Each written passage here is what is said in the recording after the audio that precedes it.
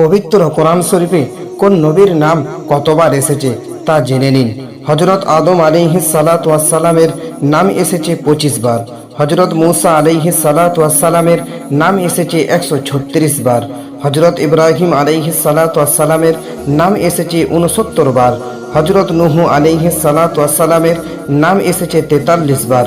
হযরত লূত আলাইহিস সালাতু ওয়াস সালামের নাম এসেছে 27 বার। হযরত ইউসুফ আলাইহিস সালাতু ওয়াস সালামের নাম এসেছে 27 বার।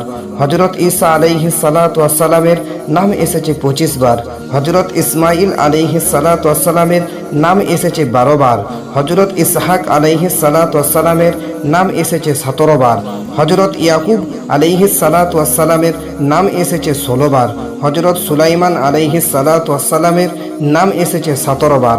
হযরত দাউদ আলাইহিস সালাতু ওয়াস সালামের নাম এসেছে 16 বার। হযরত ইউনুস আলাইহিস সালাতু ওয়াস সালামের নাম এসেছে 4 বার। হযরত জাকারিয়া আলাইহিস সালাতু ওয়াস সালামের নাম এসেছে 7 বার। হযরত ইদ্রিস আলাইহিস সালাতু ওয়াস সালামের নাম এসেছে 2 বার। হযরত হুদ আলাইহিস সালাতু ওয়াস সালামের নাম এসেছে 7 বার। হযরত সালেহ আলাইহিস সালাতু ওয়াস সালামের নাম এসেছে 9 বার। হযরত শুআইব আলাইহিস সালাতু ওয়াস সালামের নাম এসেছে 11 বার।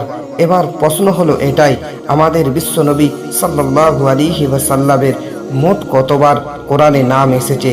জানা থাকলে অবশ্যই কমেন্টে জানাবেন।